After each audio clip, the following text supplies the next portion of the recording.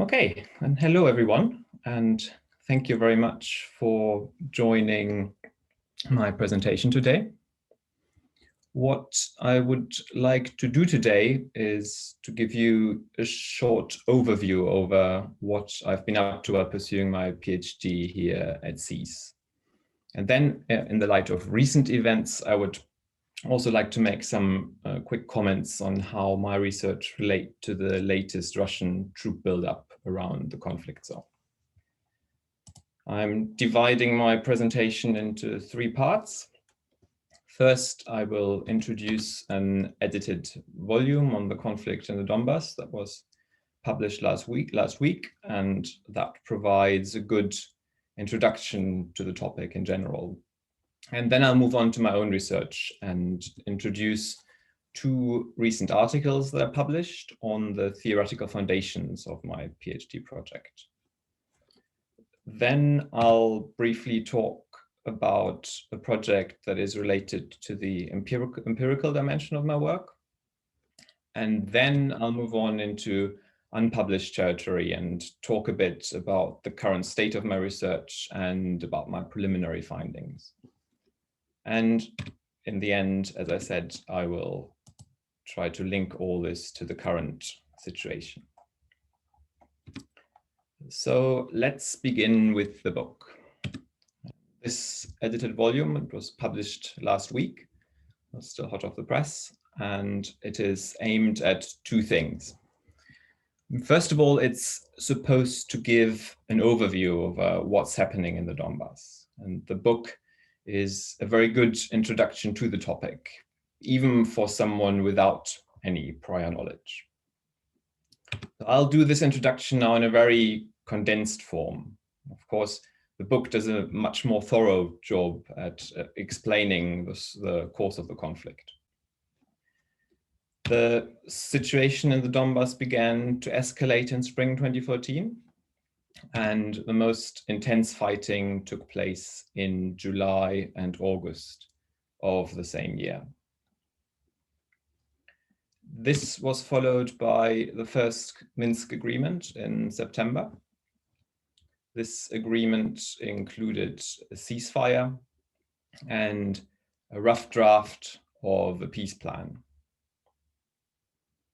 The situation calmed down a bit after this agreement, but fighting became more intense again in early 2015, which then led to the second Minsk agreement in February.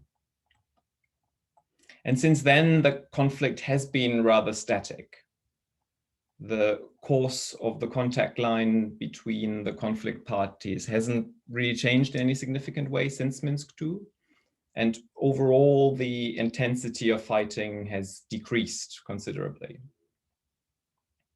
But sadly, there are still periodic clashes between the conflict parties, and people continue to be injured or killed along the contact line on a regular basis. So this year alone, the Ukrainian military has reported a total of 36 killed soldiers so far. And overall, the United Nations estimate that more than 13,000 people died since the beginning of the war. Now, as you probably know, the war in the Donbas is a rather polarizing topic. And this polarization mainly revolves around the question whether what we see in the Donbas is primarily a Ukrainian civil war, or whether it is primarily a war between Ukraine and Russia. One side claims that the Ukrainian armed forces are fighting against local insurgents, and the other side claims that they are fighting against Russian soldiers or Russian mercenaries. And this leads us to the second objective of this edited volume. The book is supposed to give an overview over the different dimensions and academic interpretations of the conflict. The book illustrates very nicely how the polarization of the wider political discourse is also to some extent reflected in the academic debate. And of course, this academic debate is more measured and more nuanced. It is relatively rare that any authors argue about whether or not Russia is at all in any way involved in the conflict, or whether or not there was any kind of local separatism in the Donbas at all. Everybody essentially agrees that both internal and external factors played a certain role. But there is a notable divide between scholars who emphasize the internal dimension and those who emphasize Russia's role. And the book begins with the contribution by Ulrich Schneckener. And he summarizes the course of the war in a very concise and accessible way. And then he warns against interpreting the war simply as a manifestation of geopolitical power struggles. He argues that the war had a strong internal momentum, and he says it was by no means the inevitable consequence of geopolitical tensions between Russia and the West. And he also warns against overestimating Russia's control over the events on the ground. And he argues that we shouldn't simply assume that everything was part of something like an elaborate master plan by the Russian regime. Maximilian Kranich's contribution also focuses more on a local mechanism of conflict escalation. He describes how, after the Maidan revolution in spring 2014, parts of the local population in the Donbas became convinced that they had to defend themselves against a fascist threat from the west of the country. And the blueprint for this idea were the Soviet and Russian memory politics regarding the Second World War. And through equating the situation in spring 2014 with the Second World War, certain parts of the local population became radicalized. So these first contributions place a strong emphasis on the local dimension of the conflict. But on the other hand, there were also Russian imperialists who traveled from Russia to the Donbas and became important leaders of the rebellion there. And this is what Nikolai Mitrokhin points out in his contribution. And he also points out that there is evidence that at least some of these Russian rebel leaders had links to Russia's intelligence agencies.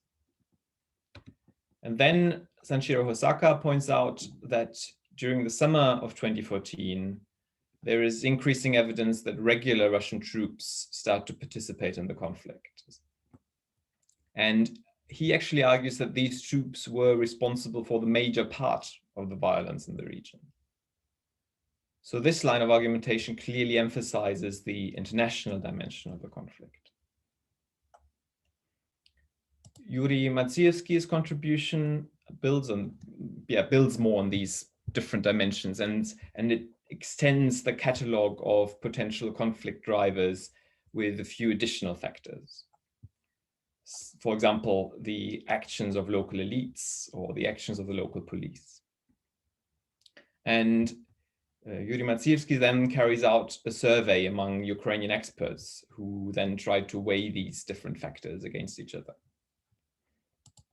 And finally, Timofey Birik's contribution draws attention to some important methodological questions that researchers and future work on the Donbas should consider.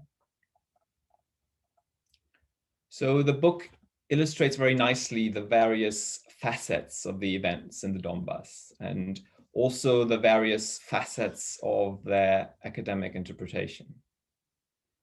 The different chapters don't fundamentally contradict each other, but they do emphasize rather different things. And as a result, it becomes very clear that the categorization of the war depends on how we assign weight to different causal factors. And this is the premise that my own dissertation builds on. My PhD, in a certain way, tries to address the question how the two key factors that are discussed in the academic debate, so the role of local actors on the one hand and Russian intervention on the other, how those two factors can be weighed against each other in a transparent way. So my PhD essentially wants to answer the question that this book is raising in its title. Is the Donbas primarily a domestic phenomenon, or is it primarily a war between Ukraine and Russia? And this leads us to the second part of this presentation. So far, I've published 2 conceptual articles about the topic. The first one is also included as a reprint in the edited volume, and it tries to specify the research puzzle a bit further. We know that the war in the Donbas is neither a classical civil war, nor is it a classical interstate war. Instead, the question is, which one of these 2 aspects has the upper hand? And I argue in this article that we need a new concept to answer this question. It is generally known that external actors play an active role in many civil wars. But if you can have a civil war with international intervention, there also has to be the possibility of an interstate war with a local dimension. And I'm trying to fill this gap with my concept of delegated interstate war, and argue that there is a difference between support and control. Of course, a state can provide support to rebels that are active on another state's territory. But if no such rebels exist yet, at least not in any meaningful form, it is also possible for a state to create these rebels in the first place. A state can send its own actors into the other territory in order to set up military formations there. And these formations then pretend to be local rebels, but in actual fact, they are an organ of the other state. And the only difference from regular forces is that the parent state is denying to have anything to do with them. And this, I would say, is the controversy about the heart of the controversy about the war in the Donbas. Is Russia supporting local rebels, or has it disguised a de facto invasion as a rebellion by delegating the conflict?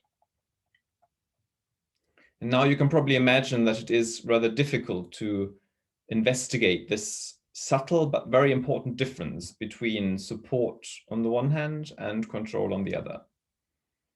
To do this, you need to go into a lot of detail, and you have to specify very clearly what you're looking at. And this is the topic of my second article. You could say that the first article defines my PhD's research question, so whether we have a case of support for local rebels or control over rebels in name only. And the second article then defines the time frame and the events that should be investigated in order to address this question.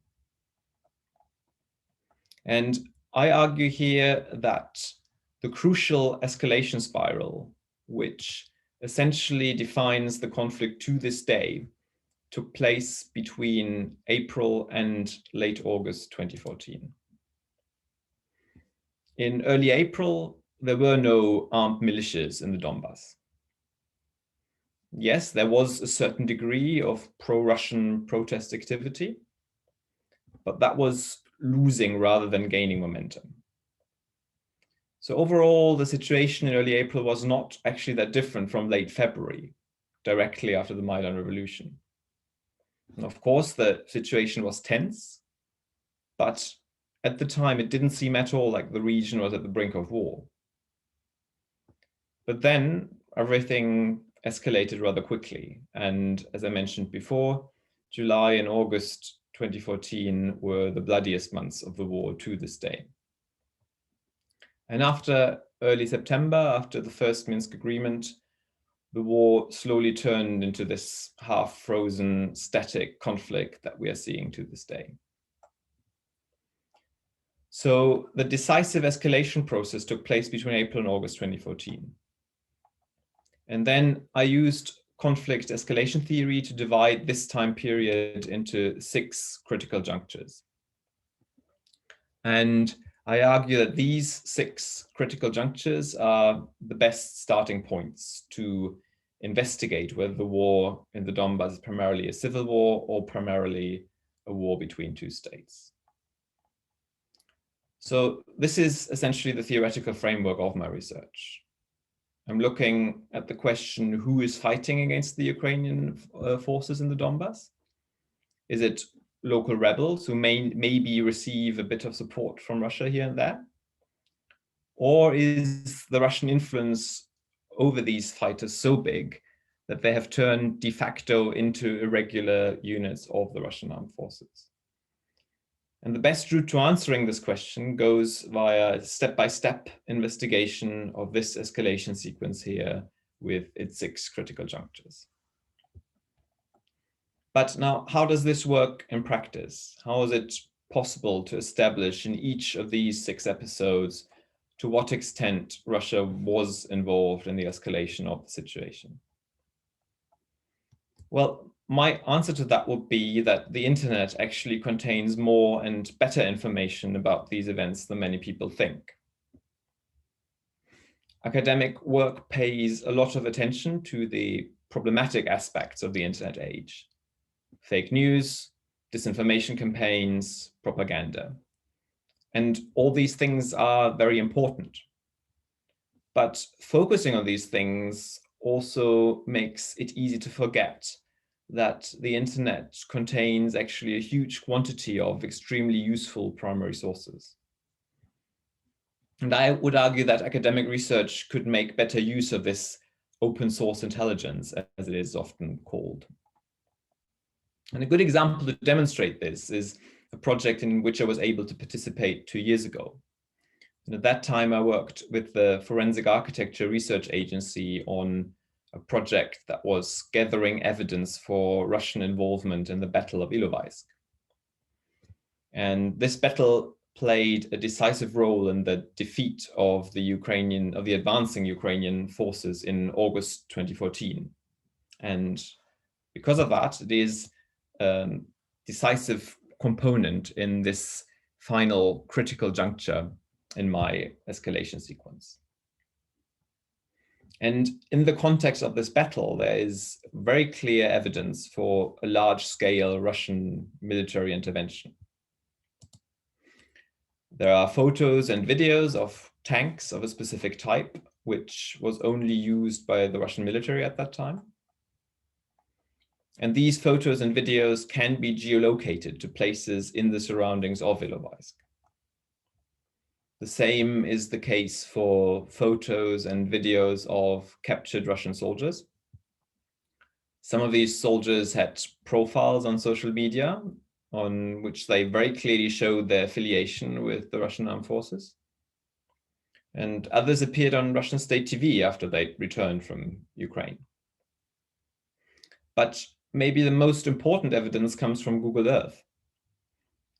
And there, the Russian invasion corridor is quite clearly visible. And if we look at the archive of historical satellite imagery that you can access on Google Earth Pro, we can see not only cross-border vehicle tracks, but we can see actual military convoys that consist of several dozen vehicles and that move from the battlefield around Ilovaisk towards the Russian border.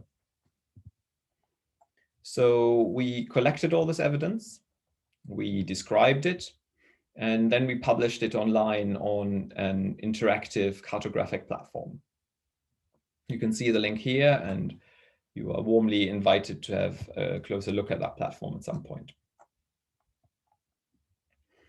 And what the evidence on this platform shows is that the last critical juncture of my escalation sequence was almost certainly brought about primarily by Russian heavy arms and Russian troops.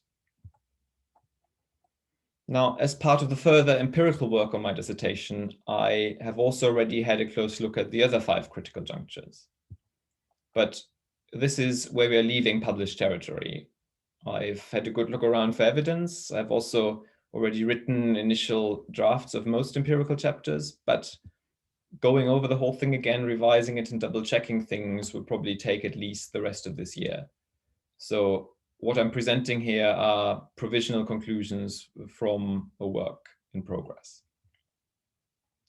But the way I currently see it is that there's very clear evidence for Russian control in critical junctures 2, 4, and 5. If we start with juncture 5, we have lots of photos and internet videos that very clearly suggest that the majority, if not all, heavy weaponry used by the separatists had been supplied by Russia. But even before the appearance of the first tanks, there is a clear connection between the start of armed clashes and the arrival of experienced fighters from Russia. And these fighters were more than just supporters of local rebels. They were the leaders and the battle-hardened core of the separatist formations.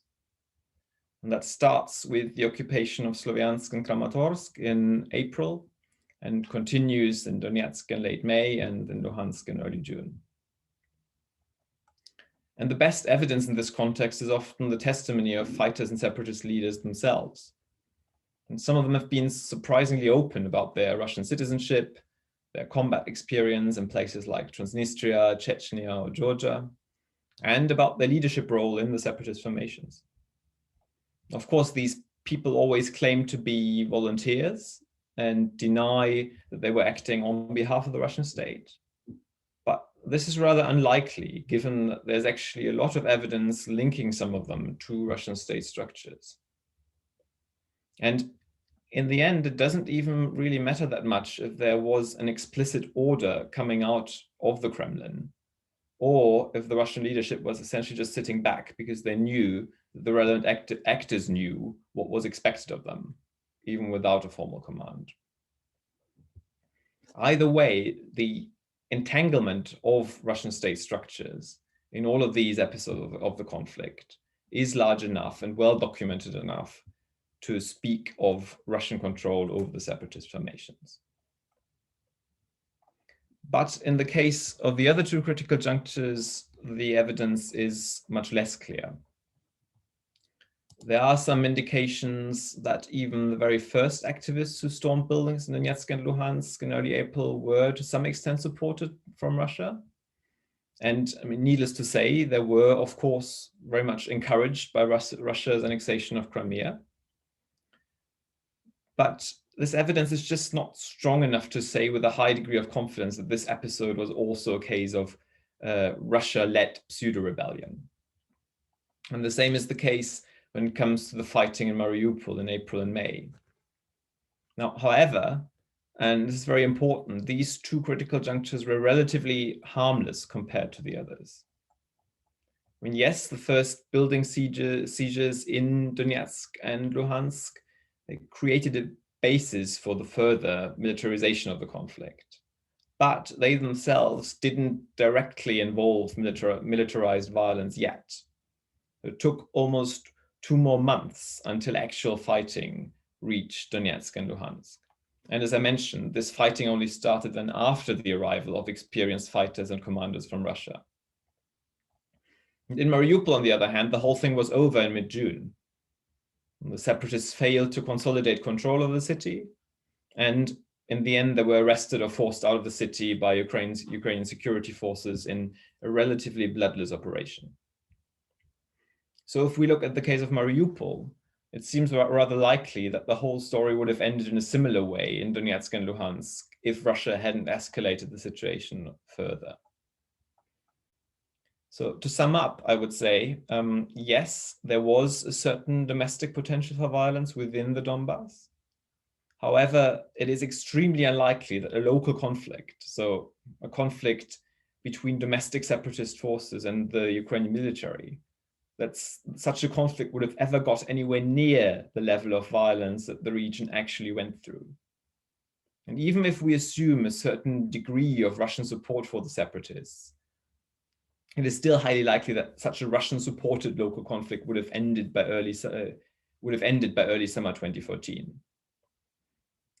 So it is clear that the lion's share of conflict escalation and violence in the region can be attributed to the Russian state.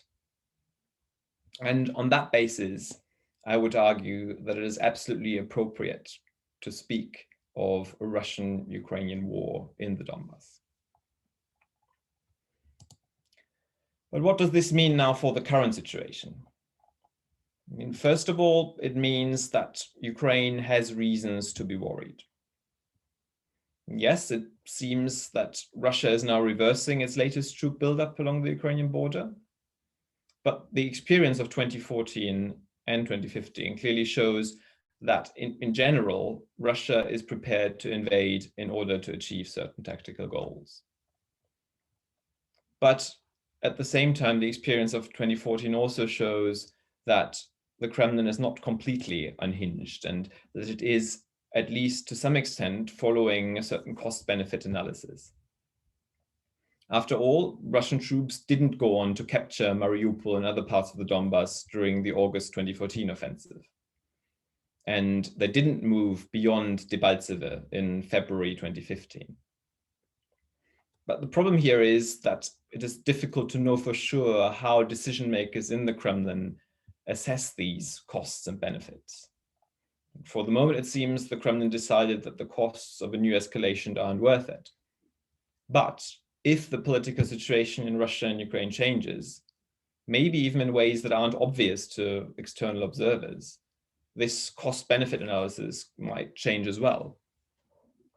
And particularly important in this context is the water situation in Crimea. Ukraine has blocked the North Crimean Canal, which used to supply up to 85% of Crimea's fresh water. And this means that Crimea is now facing massive water shortages. So in terms of invasion scenarios, an attack from Crimea on Kherson region to secure access to the Dnipro and control over the whole canal is probably the most likely scenario in the near future. Or it's probably better to say the least unlikely scenario. Of course, if all the troops are withdrawn now, the likelihood of any invasion scenario will decrease considerably, I mean, at least for the short term. But it is important now to keep a close eye on how many and what kind of troops actually remain around the border, and especially in Crimea. And also, I would say that even if the probability of a new offensive returns to very low, it still won't be low enough to justify not being prepared. And to be prepared and to keep the probability of a new offensive low by being prepared, there are two key things that, in my opinion, the international community should do. First, it has to communicate clearly so that everybody sees through the Russian propaganda narrative, that everybody sees the war in Ukraine for what it actually is, and so that a new escalation will not take anyone by surprise anymore. And second, the international community has to make clear that any new escalation of the situation would have serious consequences in the form of sanctions, both against Russia's political and economic elite, and also against Russia's oil and gas industry. Because the worst possible scenario is that Russia launches a new offensive, be it in a few months or in a few years, and all the international community does is express once again its grave concerns. And this warning concludes my presentation. I would like to thank you very much for your attention, and I look forward to questions.